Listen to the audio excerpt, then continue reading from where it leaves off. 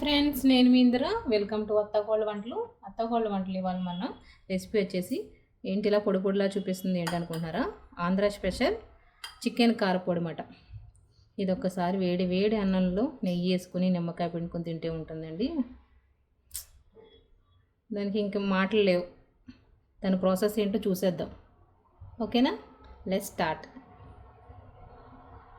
చూడండి, చికెన్ కారపొడికి కావాల్సినవి సన్నగా తరిగి పెట్టుకున్న ఉల్లిపాయలు, కరివేపాకు, ఎండుమిర్చి, వెల్లుల్లిపాయలు, అలానే బోన్లెస్ చికెన్ అన్నమాట. శుభ్రంగా 4 సార్లు కడిగేసుకుని ఇలా ఉంచేసుకోవాలి. ఇప్పుడు దాన్ని తయారీ విధానం చూద్దాం. చూడండి, ఇలాగో మందపాటి కడాయి పెట్టుకుని ఆయిల్ వేసుకోవాలి. డీప్ ఫ్రై సరిపడా. చూడండి, ఆయిల్ హీట్ అయిపోయింది. ముందుగా సన్నగా తరిగి పెట్టుకున్న ఉల్లిపాయలు ఫ్రై చేసుకుందాం. చూడండి, ఈ ఉల్లిపాయని గోల్డెన్ బ్రౌన్ కలర్ వచ్చేదాకా ఫ్రై చేసుకోవాలి. అప్పుడే టేస్ట్ అనేది బాగుంటుంది అన్నమాట. మా చిన్నప్పుడు అయితే మా అమ్మమ్మ చేసేదండి. మా నాన్నమ్మ కూడా చేసేదండి. కాకపోతే మా అమ్మమ్మ సమ్మర్ హాలిడేస్కి వెళ్ళినప్పుడు చేసేది. ఎక్కువ ఏం చేసేవారంటే రేయి పొట్టుతో చేసేవారండి.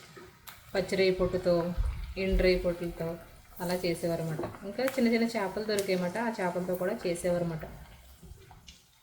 ఆ చేపలు మావులో పట్టేవారండి. మావులో పట్టిన చేపలు శుభ్రంగా కడిగేసి మా అమ్మమ్మ వాళ్ళ అమ్మ ఇచ్చేదన్నమాట. అప్పుడు మా అమ్మమ్మ మంచిగా ఫ్రై చేసేసి పౌడర్ కింద కొట్టేది. అలానే మళ్ళీ ఇంకా గుడ్లుని, ఎండు చేపలు ఎలా ఉండేదంటే వెల్లుల్లిపాయలు, జీలకర్ర, ఎండుమిరపకాయలు ఇవన్నీ వేసేసి అవి నూరేదండి. చింతపండు వేసి నూరేసి గుడ్లు ఉడకబెట్టి అందులో మళ్ళీ నూనె వేసి ఉడకబెట్టేదన్నమాట. అది కొంచెం వేసుకుని తింటే మొత్తం అన్నం అంతా తినేసేవాళ్ళు అన్నమాట. మేము సమ్మర్కి వెళ్ళినప్పుడు అంతా బాగుండేయండి. ఆ రోజులు మళ్ళీ రావాలంటే ఆ టేస్ట్ రానే రావు. చూడండి, గోల్డెన్ బ్రౌన్ కలర్ వచ్చేసాయి కదా. ఇవి ఒక ప్లేట్లో తీసేసుకుందాం. చూడండి, అలానే పొట్టు తీసి పెట్టుకున్న వెల్లుల్లిపాయలు కూడా ఫ్రై చేసేసుకుందాం.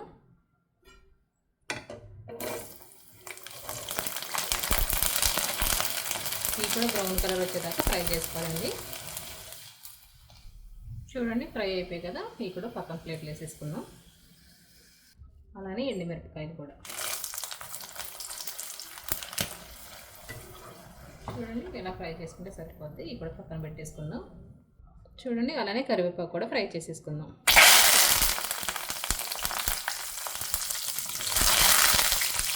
చూడండి, ఇది కూడా ఫ్రై అయిపోయింది కదా, చేసేసుకుందాం. అలానే చికెన్ కూడా ఫ్రై చేసేసుకుందాం.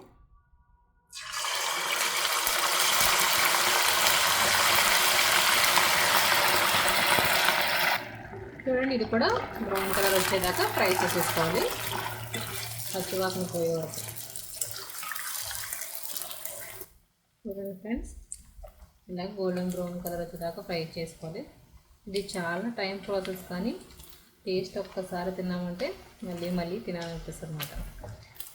ఇది లంచ్ బాక్సుల్లో కానీ మనకు ఎర్లీ మార్నింగ్ చేసుకోలేం కదండి. ఒక్కొక్కసారి అటు ఇటు అవుతుంది మనకి పని ఉండడం వల్ల.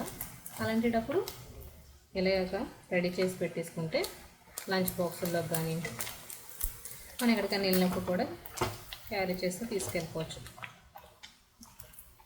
ఇలా ఒకసారి చేసి పెట్టేసుకుంటే ఒక నెల రోజుల దాకా మనం తినచ్చు. ఫ్రిడ్జ్లో పెట్టేసుకుంటే అంటే పాడవదులేండి. ఫ్రిడ్జ్లో పెట్టుకోకపోయినా పర్వాలేదు, కానీ మామూలుగా బయట అయినా బాగానే ఉంటుంది. చూడండి, ఇలా ఫ్రై అయిపోయాయి కదా. ఇవి కూడా ఒక ప్లేట్లో తీసేసుకుందాం. చూడండి, అన్నీ ఇలాగ ఫ్రై చేసేసుకున్నాక మిక్సీ జార్ కొంచెం చల్లారిన తర్వాత మొత్తం అన్నీ కూల్ అయిపోవాలన్నమాట. కూల్ అయిపోయిన తర్వాత మిక్సీ జార్లో తీసుకుని మనం పొడి కింద కొట్టుకుందాం. చూడండి, చల్లగా అయితే అయిపోయి ఇప్పుడు మిక్సీ జార్లోకి ఫ్రై చేసి పెట్టుకున్నాం ఆనియన్, అలానే వెల్లుల్లిపాయలు, ఎండుమిరపకాయలు, కరివేపాకు ఇవన్నీ వేసేసుకుని ముందుగా మరీ మెత్తగా కాకుండా బరకగా కొట్టుకుందాం. చూడండి ఇలాగ కొంచెం బరక కొట్టుకున్నాక ఇప్పుడు చికెన్ కూడా వేసుకుని మిక్సీ పట్టుకుందాం. అలానే ఇందులో గరం మసాలా, ఫ్రై చేసి పెట్టుకున్న గరం మసాలా అండి, అది గరం మసాలా, అలానే ధనియా పౌడర్, అలానే రుచికి సరిపడా సాల్ట్ కూడా వేసేసుకొని ఇప్పుడు బరకగా కొట్టేసుకుందాం. చూడండి ఈ విధంగా బరకగా కొట్టేసుకోవాలి.